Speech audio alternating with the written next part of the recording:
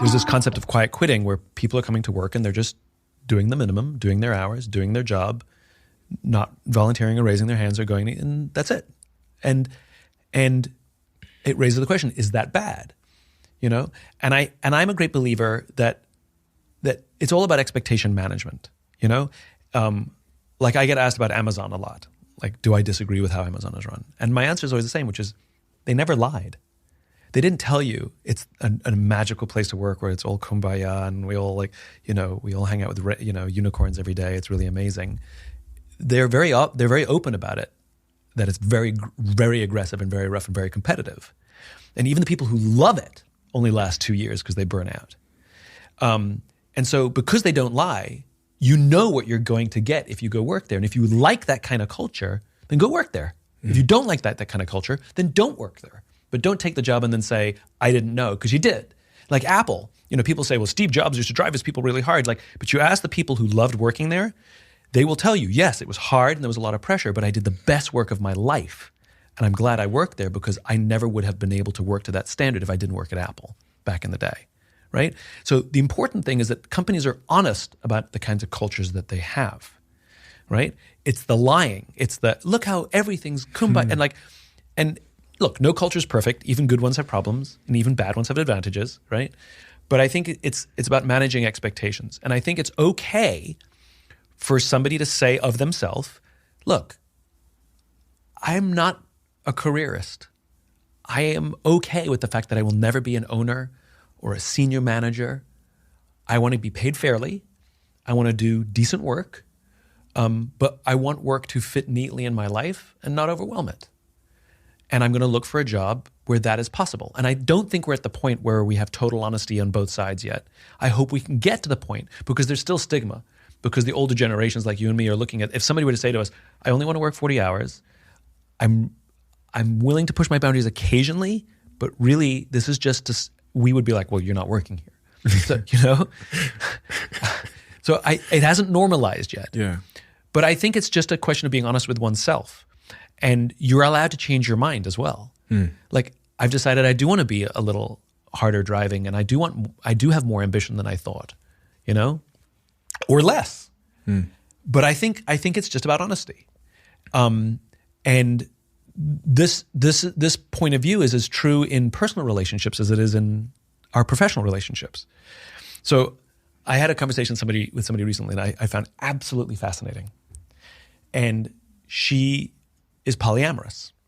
She has 4 boyfriends, right? And she is very open about it. And one of the things that she explains is you have to be very honest with everybody so that everybody knows what the deal is.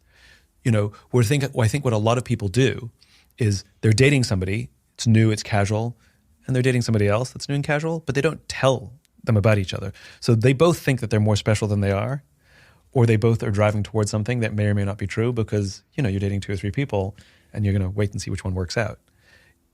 This, in the poly world, what I'm learning is you tell everybody everything so everybody knows. And it's very open and honest, and everybody knows where they stand. You can say, I'm not into this, I want to be the sole, or I'm okay with this. And maybe something will develop, maybe it won't. But the point is it's on the table. And I admire the level of communication. What I'm hoping is that we do the same thing in our professional lives. So you sort of have poly work, if you will. I have 2 full-time jobs. I have 3 things going, or I only want this kind of relationship. And it works if both parties are really open and honest, because it's all about managing expectations. Hold on, I thought that you were going to give me all of your attention and all of your effort and all of your ambition, and you're telling me you only want to you want to treat my job as a casual job? Like, just replace relationship with job. All the same rules seem to apply. But if I knew that, I would be fine with that. I would have given you a different job and had different expectations and wouldn't have pushed you really hard. I would have given that work to someone else. Because I'm assuming you want to live your career like I live my career. Like I assume that I'm getting into this relationship and you're getting into it for the same reasons as me because we never had a conversation. We are nowhere near that in terms of social acceptance for that kind of conversation.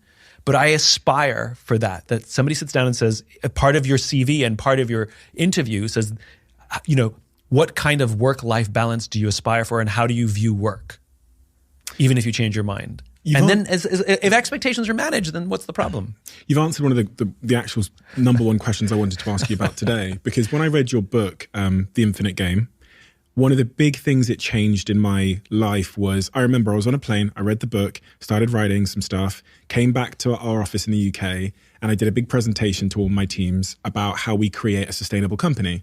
Because if what you're talking about in the book is true, then and we're not playing a finite game here. How do we redesign the business from the ground up so that it is fundamentally sustainable? Yep.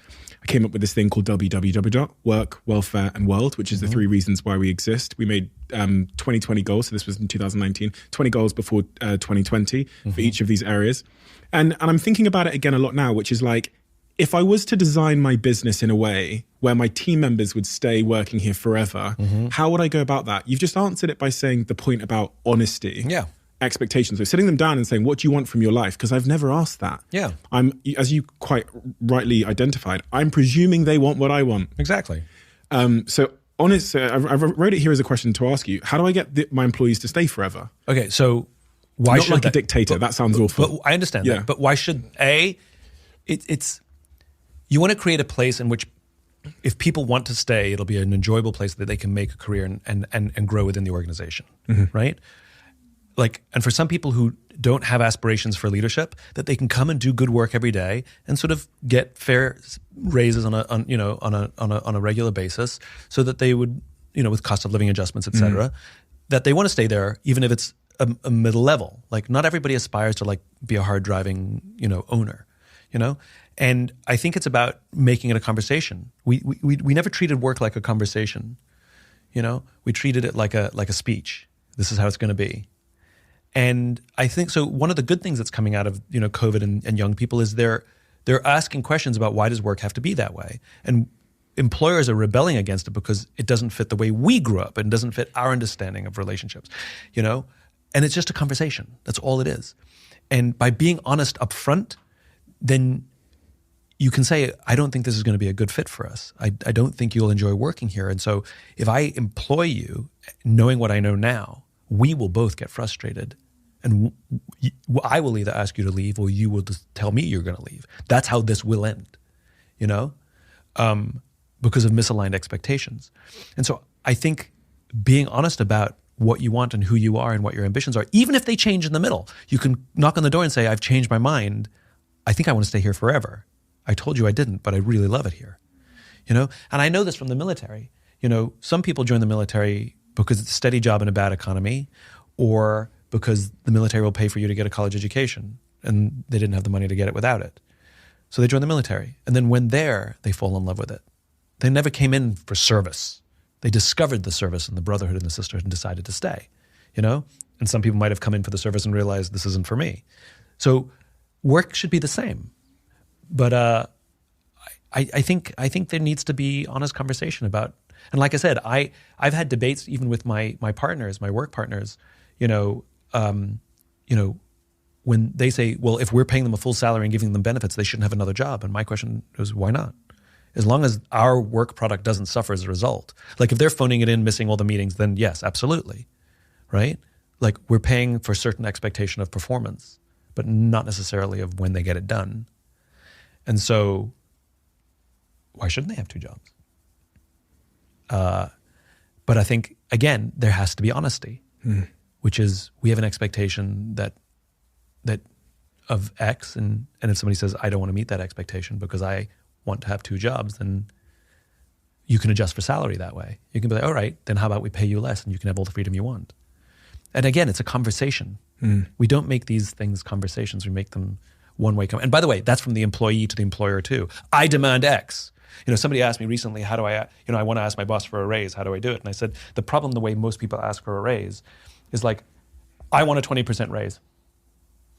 I did my research, and my job, the average salary on my job, is X. My friend gets paid X. my friend gets paid X. I know somebody who I work with. Yeah. I'm doing the same work as them, so I want to be compensated equally, and I want a 20% raise, right? And so they're positioning the question that leaves the employer no choice but to say yes or no, right?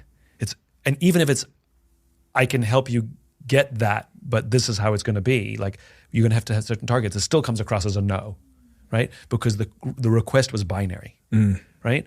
And so the advice that I gave to this person was, stop thinking of your job as an event and think of your job as a career. Think of your job as a continuum, and go to your boss in the middle of this continuum. I've worked here for 2.5 years. I've been here through high times and low times. You know I'm loyal. And my aspiration is to stay here and grow with the organization. Can you help me figure out a path that gets me to this salary? It's not a yes or no now.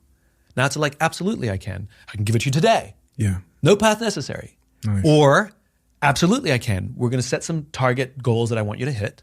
And if you can hit them, then you'll absolutely work to that salary.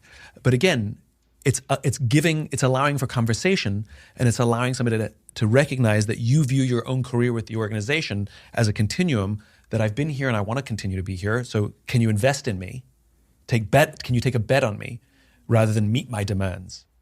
And so I think a lot of these things fail because they're poorly presented. Amen. And this goes once again to, this younger generation who seem to lack the skills for coping with stress, not very good at asking for help, very confrontation avoidant. Like I said, so afraid sometimes to have the question, ask the boss, can I have a raise, that they would rather just quit.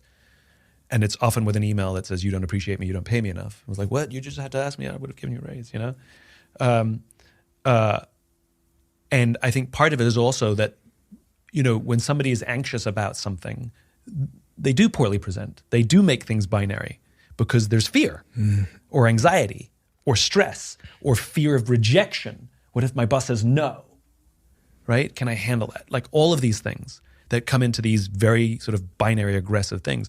And I always equate all of these challenges at work to personal relationships. Like you can't go to the person you love in your relationship and say, I demand this. It's just not going to go well, right?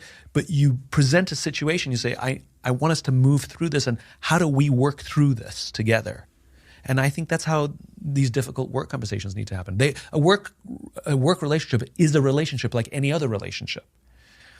There's trust, there's anger, there's care, there's good days and bad days, and all of the same nonsense, messiness in our personal relationships are at work as well. There's slightly different standards of professionalism and emotional professionalism and things like that. But in terms of, it's a relationship like any other relationship. So you have to treat it like a relationship.